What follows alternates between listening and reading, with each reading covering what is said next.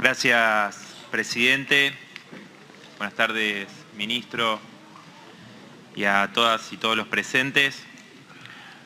Recordaba que en el 2017 el ex ministro de Economía, Duhovne, había venido al Congreso a defender su presupuesto con una estimación inflacionaria de alrededor del 15-16% para el 2018, y que en ese año la inflación finalmente fue del 47%, ¿no? Es decir, que insultó la inteligencia no solo de las diputadas y los diputados, sino también de todo el pueblo argentino. En el año pasado, cuando usted vino a presentar el presupuesto, ministro, nosotros le señalamos que había un fuertísimo ajuste que planteaba con la eliminación del IFE, por ejemplo, en salud, en otras partidas sociales, bueno, muchísimas cosas que le advertimos que lo que sucedía en todo el mundo era evidente, que había una segunda ola que también iba a venir a la Argentina en este año, y la tuvimos a principio de este año, y murieron decenas de miles de personas. Sin embargo, en aquel momento usted nos dijo que iban a hacer algo si había segunda ola con el tema del IFE, ¿no? Bueno, eso no sucedió, porque la decisión del gobierno fue aplicar un ajuste marcando una senda hacia el acuerdo con el Fondo Monetario Internacional. Y digo, no podemos. Entonces, ministro, lo primero que tenemos como la responsabilidad de decirle es que no queremos que nos mienta más en la cara. Que presentar un presupuesto, digo, no es privativo de este gobierno. Digo, en los gobiernos anteriores, como señalé recién, también se dibujan los presupuestos, las distintas variantes, la meta de inflación, por ejemplo, para después utilizarlo para distintos objetivos. Uno, por ejemplo, es el tema de las paritarias de las trabajadoras y los trabajadores para buscar que sean a la baja, ¿no? Y muchísimas otras cuestiones. Pero digo, primero quería señalar esto porque me parece deshonesto no marcarlo, y creo que también merece todo el pueblo trabajador saber cómo son las cosas de verdad. Porque de fondo hay un acuerdo con el Fondo Monetario Internacional, valga la redundancia, y este presupuesto no está exento de esas exigencias, ¿no? Entonces, me parece que las metas que están planteando están cuestionadas por esas exigencias, y además por las propias estimaciones que se hacen de la inflación, que va a ser superior al 33% que está fijando en este presupuesto. Y eso obviamente trae aparejado ajustes cuando la inflación es mayor en términos reales, que igualmente ya con ese 33% en muchas partidas hay un ajuste muy fuerte.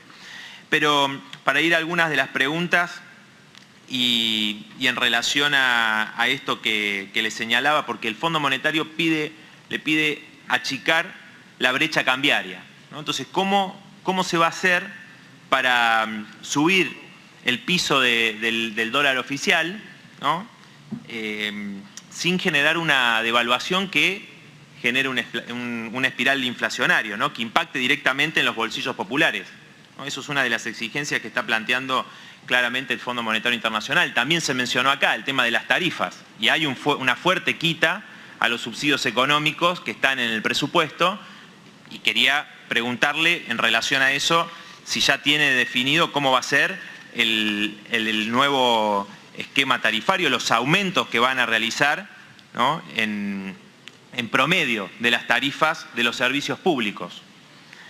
También se mencionó acá el tema de los 15.000 millones de dólares de balance comercial positivo que habría a fines de este año, y quería preguntarle dónde están esos dólares, ¿no? Usted lo mencionó, ministro, porque ¿qué pasó? Porque se habla, inclusive la vicepresidenta dijo, pidámosle ayuda al fondo para que vengan los dólares que se fugaron, ¿no? Raro cuando en realidad fue el Fondo Monetario Internacional que le permitió al gobierno de Macri vender dólares a un precio muy barato. Diputado, por favor, ¿podemos guardar silencio? Está hablando un diputado. Gracias, presidente. Cuando le permitieron vender una cantidad de dólares a un precio muy barato para financiar la fuga de capitales bajo el gobierno de Macri, incumpliendo su propio estatuto al Fondo Monetario. Digo, entonces, a lo que voy es, ¿cómo van a hacer? Porque le piden ayuda al fondo, pero ¿qué hizo el gobierno para que esos 15.000 millones de dólares de superávit no fueran dilapidados? Digo, porque las jubiladas, los jubilados, los trabajadores y trabajadoras no vieron esos recursos. De hecho, quienes percibían un IFE de 10.000 pesos, muy insuficiente, se lo sacaron, ¿no? Pero bueno, esto no fue, porque el gobierno habla del crecimiento, ¿no? El crecimiento, pero también tenemos que dar cuenta de que ese crecimiento no hay un beneficio igualitario en ese crecimiento. De hecho, hay una reducción fuertísima de la parte de la torta que le toca a las mayorías trabajadoras, a los asalariados, de 10%. Es decir, hoy, si hacemos una comparación histórica, hay que remontarse 14 años, al 2007, para tener una distribución del ingreso del 40% para la clase trabajadora, para los asalariados, ¿no? Que pasó del 50 al 40, una fuerte reducción, ¿no? Hay que remontarse al 2007 para que haya una distribución tan regresiva, ¿no? En función de lo que reciben los trabajadores y lo que reciben los grandes empresarios, que aumentaron la parte de la torta con la que se quedan a partir de este crecimiento del 10% que usted marcaba, que estima para este año, ¿no? Entonces, bueno, quiero plantearle entonces la pregunta con respecto a estos 15.000 millones de dólares, ¿qué es lo que van a hacer? Después, si usted puede explicar, porque dijo que era inviable, lógicamente, para la Argentina pagar 20.000 millones de dólares anuales, ¿no? Y si eso efectivamente es así ahora, lo será en el 2026, si hay un eventual acuerdo con el Fondo Monetario, más lo que se paga a los acreedores privados. Entre el 2026, por ejemplo, y 2030 habría que pagar un promedio de 8.000 millones anuales al FMI y 11.500 millones a los acreedores privados. Usted que habla mucho de la sustentabilidad de la deuda, ministro, no sería sustentable pagar esto, ¿no? Digo porque su gobierno está yendo hacia este acuerdo con el Fondo Monetario Internacional, con el cual obviamente todos saben que nosotros lo rechazamos y consideramos que es una estafa esa deuda ilegítima que ha perjudicado al pueblo trabajador y que va a significar aún más dependencia. Entonces, bueno, esa es otra de las preguntas. Después quería hacerle un planteo con respecto a las jubilaciones, ¿no? Primero, bueno, el tema del IFE ya lo dijimos, pero también quería preguntarle con qué niveles de pobreza e indigencia proyecta el Ministerio de Economía que va a terminar este año, ¿no? Porque eso no se ha hablado. Y quería mostrarle, acá hay unos cuadros, me lo facilitó gentilmente el periodista Alejandro Berkovich, que lo mostró en su programa Brotes Verdes.